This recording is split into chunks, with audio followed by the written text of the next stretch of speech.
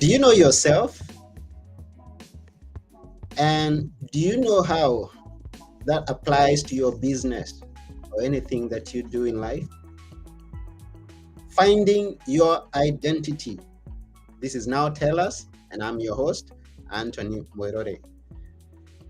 Today we have a great guest with us who's known as Katherine Polsinelli, who is going to talk to us and tell us about finding your identity. So, without taking one more minute, why don't you join me as we go together to meet Katherine? Here we go.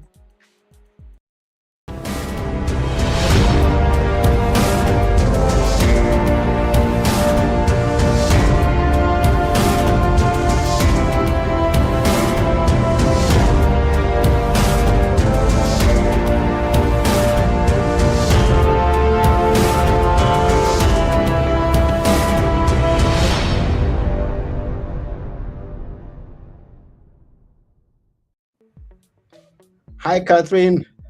Hello, Anthony. Yeah, welcome to Now Tell Us. Yes, thank you so much. I'm so excited to be here. Yeah, I'm excited to have you here on our show. I see you like also calling yourself Kat. Yeah. That's good.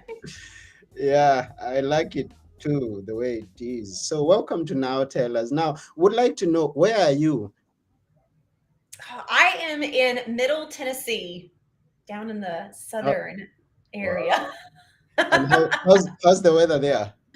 Oh my gosh, it's actually amazing. The last few days have been like in the upper 70s. So I've actually done part of my work with my laptop in my backyard to get some sun. Oh, that's good. That's good. Yeah, and here we are talking about finding our identity.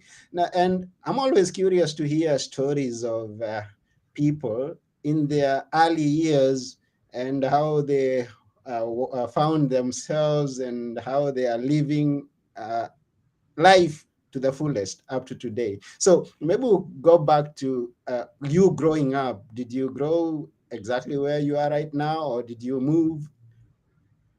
So I have actually I've been in Tennessee since I was younger. I was originally born in Florida, but my family moved up when I was about 5 or 6. So I've been in Tennessee most of my life. Oh, that's wonderful. And how was it growing up? It was wonderful. At the time, even the area, it was a lot more rural, so more trees and not as many people. We are now one of the fastest growing areas in the United States. Mhm. But I love Tennessee because of the nature trails and the state parks that we have here. And I've always been an outside person. So growing up on 64 acres in the country was always something that I highly enjoyed. So that's why you'll find me outside doing my work Wow. I when I love nature yeah. too. I love nature. Nature is one of the, I mean, you'll find me going to the park any time that I have the opportunity just to enjoy the coolness of the park Mhm. and the birds singing and everything that is happening there, seeing new people, meeting and greeting and saying hi, smiling to a passersby, always a wonderful thing. Yeah, yeah, it's Mhm. really a way to reconnect. I Yeah. enjoy it. It brings me back to the present moment. Okay. Now, present moment, we come here. What do you do now? Oh goodness. So I'm a business management and personal development coach, and I Mhm. work with entrepreneurs as a whole to help them regain themselves and simplify their businesses or their lives and help them find the path that is going to work best for them and then help create an implementation or a system that can propel them forward in that. Beautiful.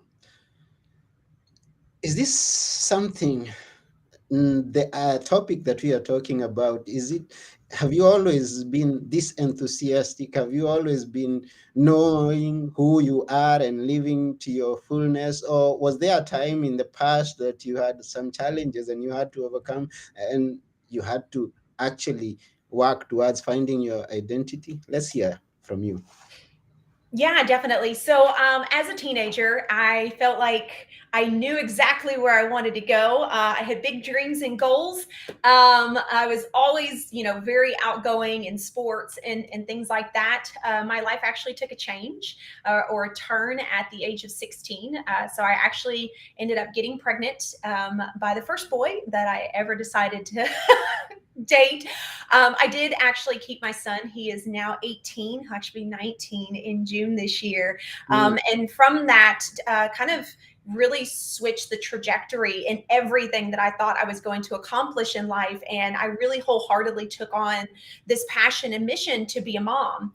And from there, actually ended up in a relationship, moved out on my own, thinking that I, could figure it all out Mhm. at 18.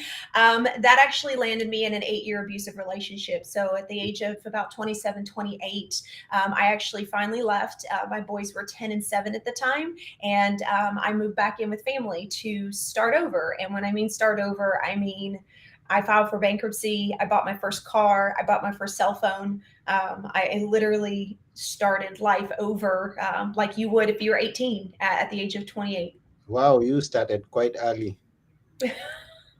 And I know, and it's not always, everything is not always negative. I know there are benefits that you've seen by starting early, and there are some things that you say, oh, I lost that because I started early. You would share with us what are some of, if you, I hope you agree with me, and if you do, what are some of the benefits that you see by you starting early? Maybe by accident, but then you found yourself here. Yeah, definitely. So I definitely think the benefit is that I still get to kind of grow up with my kids. I'm able to relate to them a lot easier, in my personal opinion, just because there is such a short span in between. So the things that my oldest one was going through, I closely was able to relate to that. Now that my youngest one is going through it, he's 15 now. I'm still able to really relate to that because I still know what that feels like. And there's been a lot of a healing journey as well through that. So I really feel like it kind of created a unique connection to know how to mother, but also know how to be understanding at the same time, and be able to understand it more on their level and not just on a parent level. Mm. And now getting started on your business after you decided, okay, I'm going into business, or did you first get, how did you get into business? Were you first employed somewhere, or did you just go into business right away? Yeah, yeah. Mhm. So I actually have over 15 years of customer service, and I was in medical administration. So when I actually got out of my abusive relationship, I was bound and determined to finish my degree, which I never was able to do. So I got my degree in medical administration. I was already in that field. I was in that field for about 8 years. And at that time, another change happened in my life. And so I started to realize that things weren't aligning with me, that the identity that I found myself with when I was in that past relationship was not aligning with the person that I wanted to be currently. And that actually ended up causing a lot of stress between me and the doctor that I worked for. And I guess unfortunately, but at the same time, it was a blessing in disguise. I was actually fired out of nowhere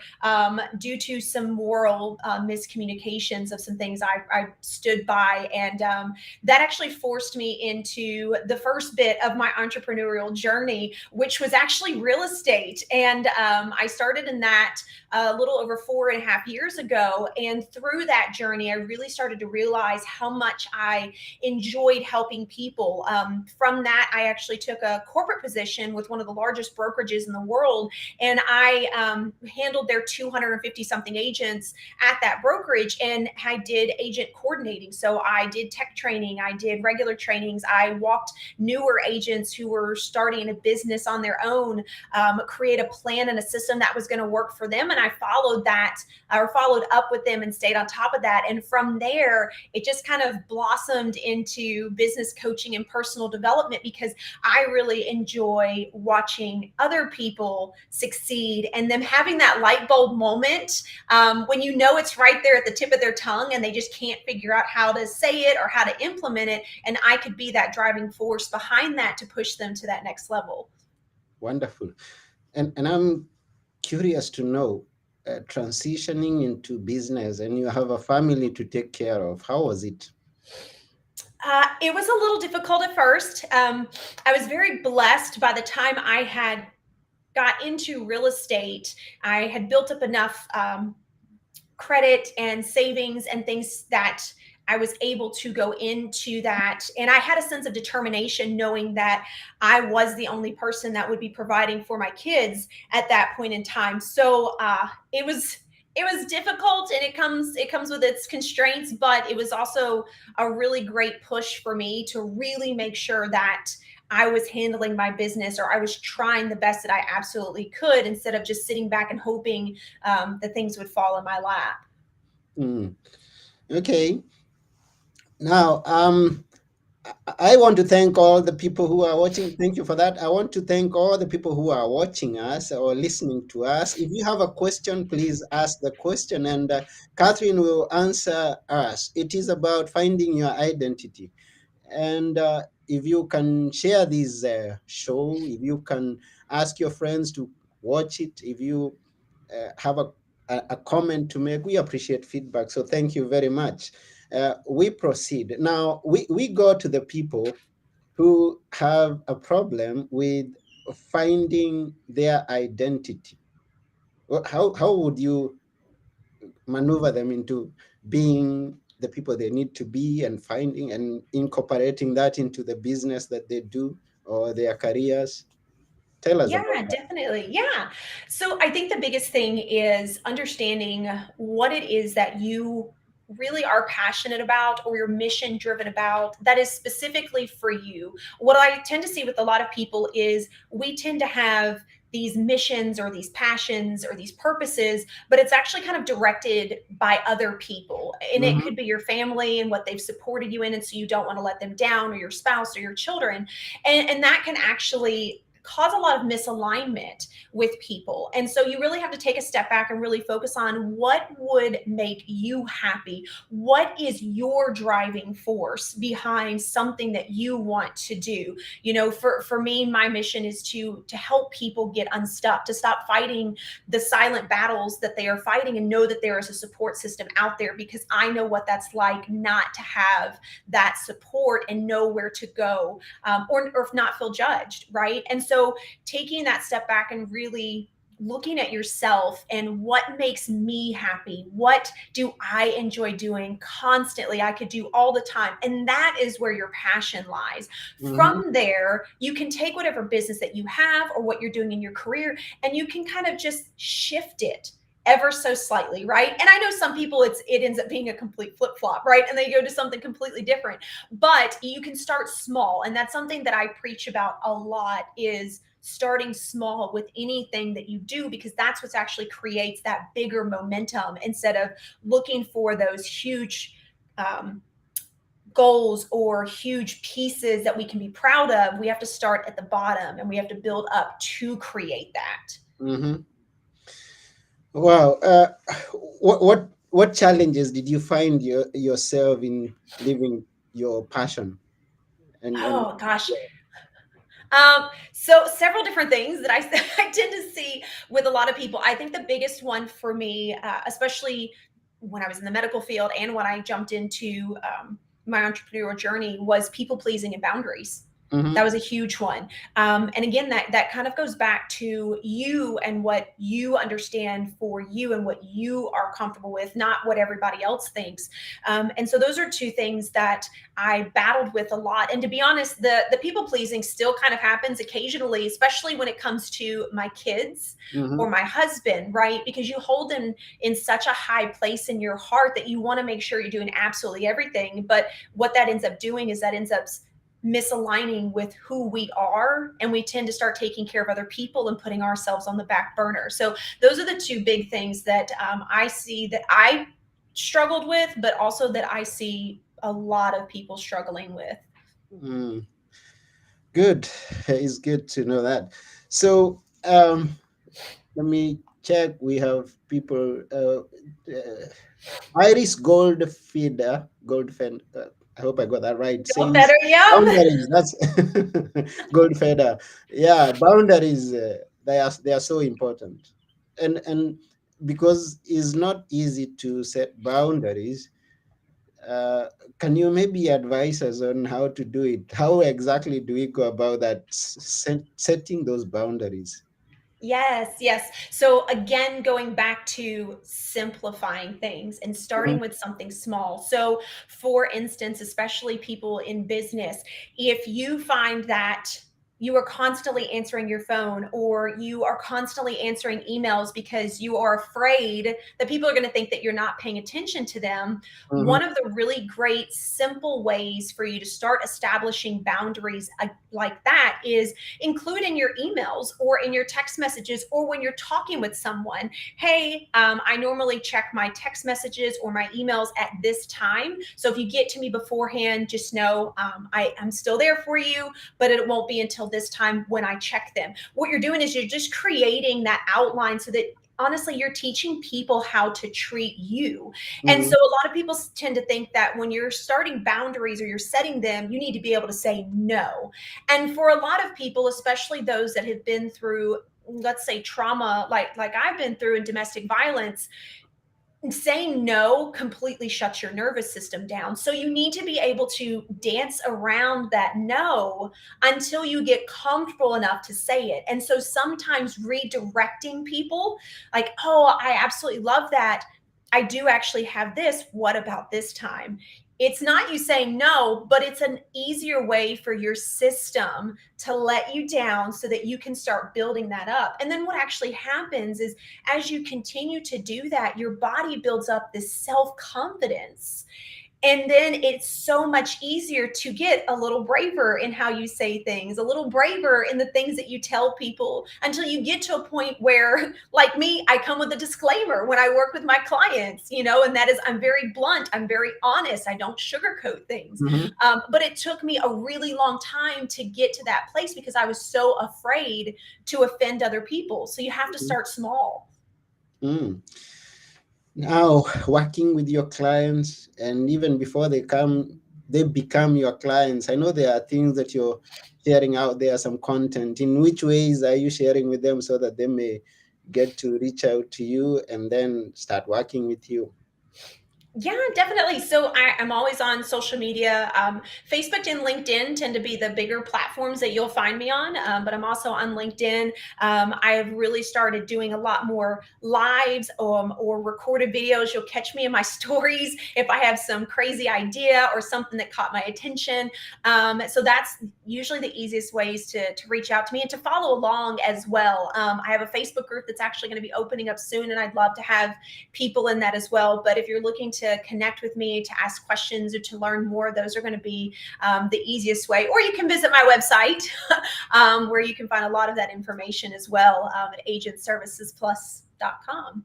Wow, that's beautiful. So you can always go to agentservicesplus.com and connect with Catherine, otherwise known as Kat. Now, I know you have a podcast. How is it doing? Oh yes, you know what? I was told that I should do a podcast, and I was so super nervous to do it because I am a recovering perfectionist, Mhm. as I like to tell everybody. And so I made a vow to myself that I was going to do the podcast. It didn't matter if it wasn't done right, and I was going to go with it and see what happens. Okay. What actually ended up happening was something beautiful.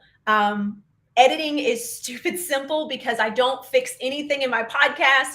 And more people have commented on the authenticity and the realness of that. And I have actually been flooded with the amount of people that want to be guests on my podcast. Mhm. So even though I'm still newer in the game, I'm actually all the way booked out through like June on people that want to be a part of it. So I'm very blessed, and I have met some of the most incredible people, and I have connected on such a deeper level with so many people, including the person that actually commented, Miss Iris. And I just feel extremely blessed for the people that I have been able to chat with and learn from. I love hearing other people's stories and their triumphs and their failures, and sharing that with the audience as well. What's the name of your podcast? It's called Real Chat with Kat. Real Chat with Kat. It's a good name. You thinking of publishing a book or something?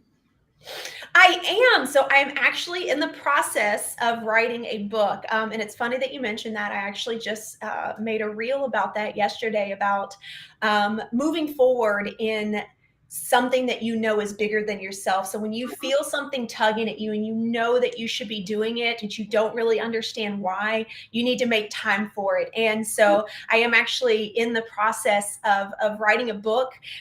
It is going to be about my story of abuse, but it's also going to be a story about what I wish I would have known. I really want to dive into the thoughts that I have and the very intimate things that I dealt with that a lot of people don't tend to talk about. And we tend to hold to ourselves thinking that nobody else would ever believe us, that they would not understand. And I want people to realize that there's more of a connection through these things than people understand. And it's really time that we stop hiding behind those for thinking that there's so much guilt and shame behind it. There's a huge percentage, I believe it's like 60% of the US that have all been through some type of big trauma. Well, wonderful. Ari says we are waiting for it. It's gonna be amazing. Thank you. And then we have Marcelo who has come in, and I think he found us going on. Maybe you could give him a brief of what it is that you do. Although I know she's Yeah, gonna, he's going to rewatch this episode and find out more. But in a few sentences, let him know what you do.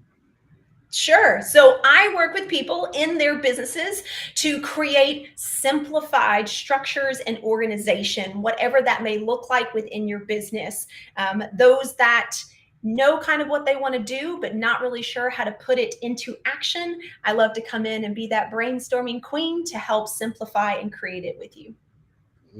That's in a short and quick and profound. Yeah, that's what exactly Kat does. And you can find her on agentservicesplus.com. You can go and connect with her and hear everything that she has to say and interact with her and get to be ready to receive the book when it comes. So go and follow up with her and connect with her. Yeah, it's beautiful.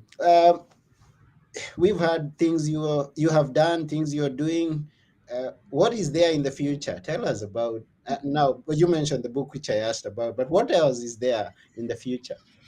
Oh my goodness. I actually have quite a few things I would love to obtain in the future. One of them is actually public speaking. I want to not only share my message in my book and with clients, but I want to spread the message as far and wide as I possibly can. I want to have conversations with people that are searching for their identity, that are fighting these silent battles that they don't talk about, they don't feel like they'll be supported about. And I want to share my story to empower other people and help them come out of their shell to seek support or find the help that they need or make that leap that they know they've been needing to make. They just have kind of been sitting back and waiting for it. So that is definitely probably my big picture goal. And we can see you're already good in that.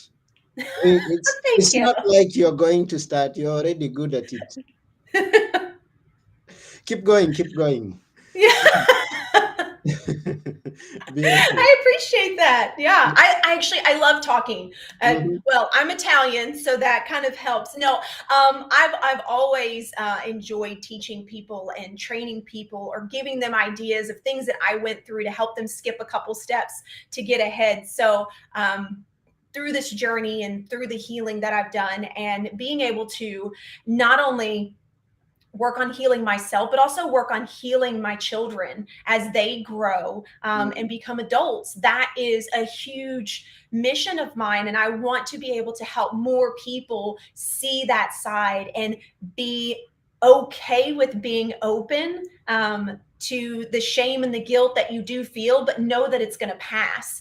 And so I really have decided that everybody goes through things for certain reasons, but I really do believe that I went through what I did so that I could be the voice for others that do not feel like they can speak up, that are hiding in the background and wishing that no one would bother them, or they don't have the support. And so they keep struggling trying to figure out which direction that they should go. I want to be that support. I want to be that non judgmental person to help people have a space where they can thrive and they can flourish. Wow. And that's beautiful. That's beautiful. Now, to the viewer, to the listener, it's not about where you are coming from and what has happened to you or what you've done in the past. You can always pick the good things from that and flourish and become the best version of yourself. And Catherine is here to be with you, to walk with you. And this is another thing I say on when talked about picking the positives. Now that your children are adults shortly, you have all the time to do all that you can, being as young as you are right now. Isn't that a beautiful thing? It is. I am definitely blessed in that aspect because while I did start young, I was able to devote a large part of my life directly to my children and building them up. And now I do have the space to create what it is that I want and what it is that I believe supports me fully, that I know is going to support my children and other people. But I can now take a little bit more calculated risks that you're very cautious about doing as a parent. So, Mhm. yes, I'm definitely very blessed in that sense, to be able to still have space to create what's going to light my fire. Good. Now, Marcelo has understood whatever you said you are in his own perspective. He wants to know. He understands that you are an identity supporter, helping confused people on their difficult in life, I think. How's that explanation?